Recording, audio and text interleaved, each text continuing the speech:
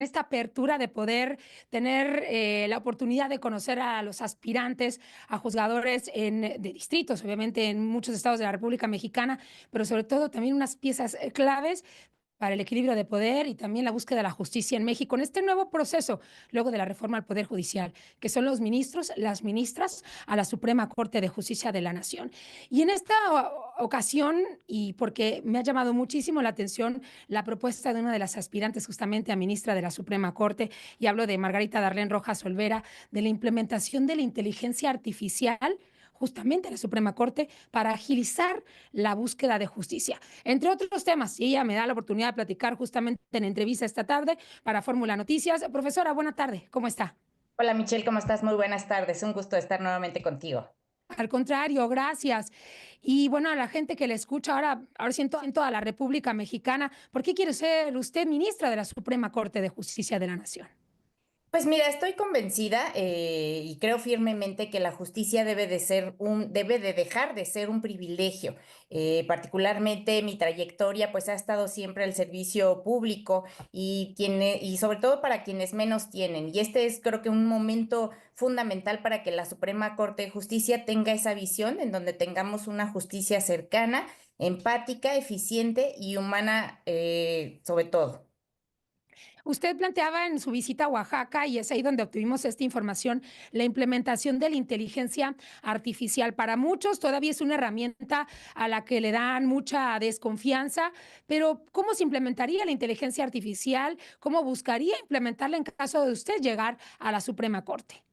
Mira, ya traigo un ejercicio que hemos estado realizando particularmente en el tema del análisis de las sentencias en materia laboral, buscando precisamente el acercar y agilizar sobre todo el procesamiento de toda esta información de los expedientes para que las personas juzgadoras puedan emitir de una manera mucho más rápida sus sentencias. Y esto no significa el que vayamos a sustituir por la inteligencia artificial la valoración de las pruebas que hace una persona juzgadora. Lo que estamos planteando particularmente es que toda esta información y sobre todo aquellos casos que puedan tener similitudes en términos de la litis que se está planteando, las pruebas que se exponen, la citación de artículos, citación de jurisprudencias y también de convenios internacionales, pues esto nos va a conllevar que toda esa información la puede atraer a casos particulares en el caso de las personas juzgadoras y que eso pues les permita lógicamente emitir una resolución mucho más rápida en el caso donde hemos estado trabajando, particularmente en la materia laboral. Ujú. La ley establece, a partir del nuevo sistema de justicia laboral en 2019, que las resoluciones se tienen que emitir en el momento en el que se da el cierre de alegatos. Y pues esto ha sido realmente un reto. Hasta hoy muy pocos han podido estar resolviendo en esos tiempos y pues lógicamente esta herramienta pues puede ser realmente una solución a esta problemática. Decía la ministra Loreta Ortiz Alf que son cerca de 8,000 casos los que quedan pendientes, lo ha dicho en recientes entrevistas, pero también en las últimas sesiones, en lo que se ausenta uno u otro por estar en campaña, simplemente se cancela y se siguen acumulando. Y ese es un trabajo que vienen para los ministros que quedarían en los próximos meses. Es correcto, Michelle, pues todo este retraso que se está generando precisamente por esta actividad, que creo que también en esa parte tiene que ver con un tema de responsabilidad, independientemente de que venga el cambio, pues los actuales integrantes del Pleno de la Corte deberían de seguir atendiendo los asuntos hasta el día del cierre, que particularmente, pues el nuevo cambio se da a partir del 1 de septiembre, pero bueno, sin embargo, emitieron estos lineamientos que efectivamente están planteados en donde solamente aquellos casos que consideren que son urgentes estarán resolviendo y pues esto implica que pareciera ser que tenemos justicia de primera y de segunda, que creo que eso pues es muy importante el que todos los casos que llegan principalmente a la Corte pues son casos que efectivamente requieren de una resolución rápida porque ya vienen prácticamente de años de retraso en una resolución de primera instancia, luego el amparo o la apelación, luego el amparo y el que lleguen a la Corte, pues creo que sí es importante el que se haga este análisis y creo que esta herramienta en su desarrollo puede coadyuvar mucho precisamente para batir el rezago que se va a recibir. Hablando justamente de estas figuras que tienen esta oportunidad también de salir a hacer campaña, como son Loreto Ortiz, Lenia Batres o la propia Yasmín Esquivel, ¿no se siente de repente una figura como Margarita Darlén Rojas en desventaja por no haber estado todo este tiempo a la luz pública y porque estas mujeres pues ya cuentan con prácticamente toda una estructura ahí afuera también para hacer campaña, para buscar de nueva cuenta una posición en la Suprema Corte de Justicia de la Nación?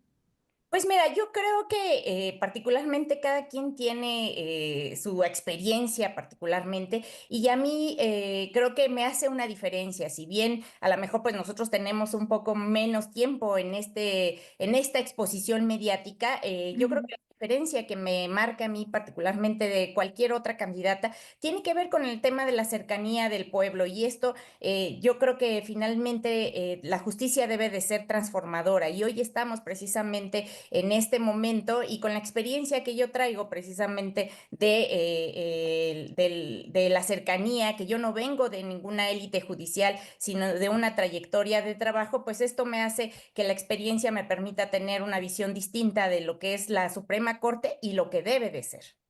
¿Qué le falta a la Suprema Corte, Margarita Darlén? Tú vienes, como bien lo mencionas, de todo este sector laboral, de la defensoría de las y los trabajadores. Incluso me tocó entrevistarte de forma local para Radio Fórmula Sonora. Me mencionabas a mí que tienes algunas prioridades una vez que, si te toca llegar a la Suprema Corte, como por ejemplo velar por los derechos de las mujeres embarazadas, que es algo que a ti te preocupa mucho.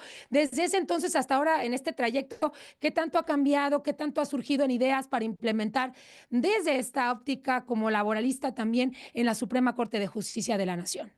Pues mira, yo creo que efectivamente esta cercanía que además se ha incrementado más en estos días ya como candidata formalmente, particularmente lo que te puedo decir es que sigue siendo parte de mis principales propuestas el tema de tener una justicia con equidad e inclusión y esto significa que la Corte debe de poner en el centro a las mujeres, a los pueblos indígenas, a las personas de la comunidad LGTBIQ+, y que además también el tema de los migrantes y los afrodescendientes. Yo creo que pues esta experiencia que nos ha permitido, ya estuvimos, como tú bien lo dijiste, en Oaxaca, en donde pues tenemos Sí. muchos pueblos indígenas particularmente y que además pues requieren respeto de sus figuras internas de gobierno, pero también el acceso real a la justicia.